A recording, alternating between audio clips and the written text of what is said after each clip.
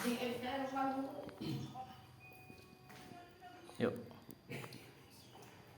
Abda'u bisalam qabla kalam. Assalamualaikum warahmatullahi wabarakatuh. Alhamdulillahilladzi ja'alana minan nasihin wa afhamna minal ulumi ulama'i rasikhin. Wassalatu wassalamu ala man nasakha dinahu adyana kafarati wa talibin wa ala alihi wa sahbihi alladzi kanu bi tamassiki syari'ati salihin wa man tabi'ahum bi ihsanin ila yaumiddin. Amma ba'du. Faqad qala Allah ta'ala fil Qur'anil Karim. A'udzu billahi minasy syaithanir rajim. Bismillahirrahmanirrahim. Innallaha la yughayyiru ma biqaumin hatta yughayyiru ma bi anfusihim. Al-ayat sadaqallahu azim. Teruntai kata diawali bahasa penghias kalbu. Dikala rindu penglipur lara, dikala duka meri syairnya, sang pujangga yang dilanda cinta hanyalah memanjatkan puja kali puji kepada Dat Allah Ilahi Rabbi yang telah memberi kita beribu-ribu nikmat, terutama nikmat iman wal Islam. Salawat serta salam semoga selalu tercurah limpahkan kepada seorang the best and the best man, seorang tokoh revolusioner, seorang pemimpin yang tidak bergaji, seorang direktur yang tidak berdasi, seorang guru tanpa sertifikasi, seorang pejabat tanpa remunerasi. Beliau adalah sang kekasih Allah, bertitel Habibullah, berpangkat Rasulullah, putra dari Abdullah, buah hati Aminah, tak lain dan tak bukan Nabi Muhammad sallallahu alaihi wasallam.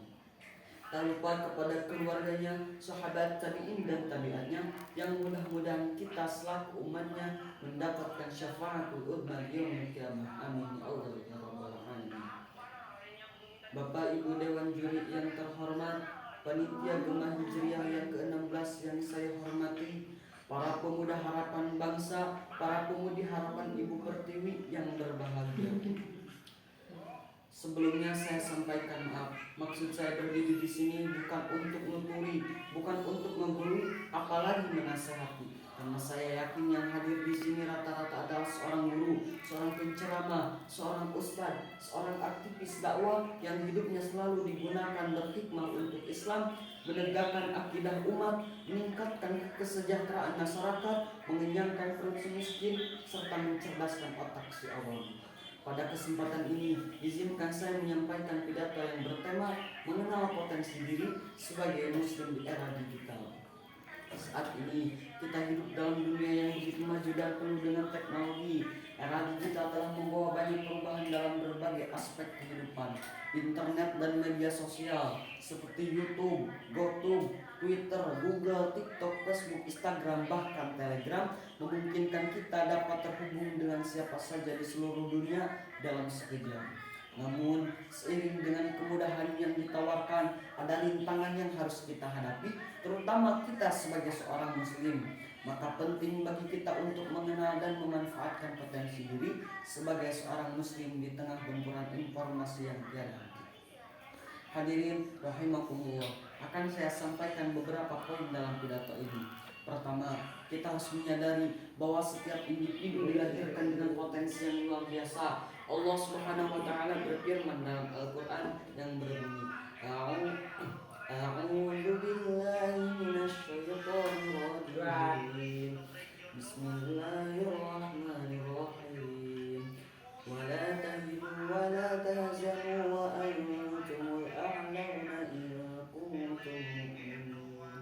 Yang artinya, dan janganlah kamu merasa lemah, dan jangan pula kamu bersedih, sebab kamu paling tinggi derajatnya di hadapan Allah jika kamu orang yang beriman.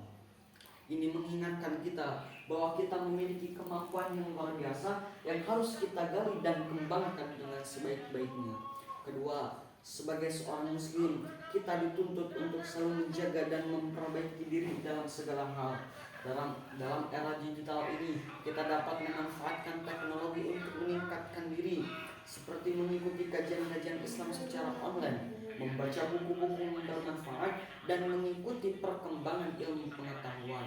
Namun, kita juga harus bijak dalam menggunakan media sosial. Jangan sampai kita terjebak dalam konten yang dapat merusak akhlak dan iman kita.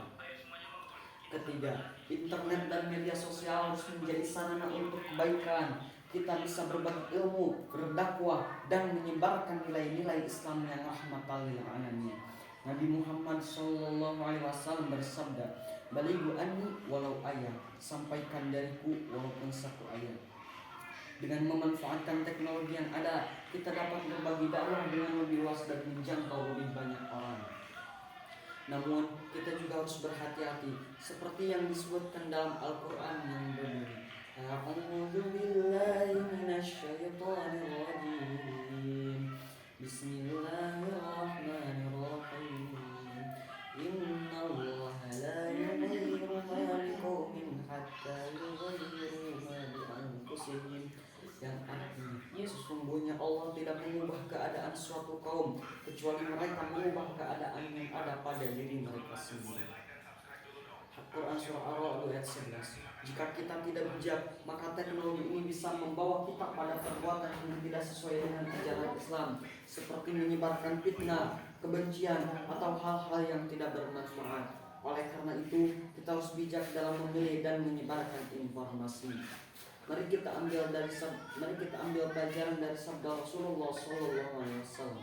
Innallaha la yanzuru ila suwarikum wa amwalikum, walakin yanzuru ila qulubikum wa a'malikum. Sungguhnya Allah tidak melihat rupa kalian, harta kalian, tapi Allah melihat hati kalian dan amal kalian.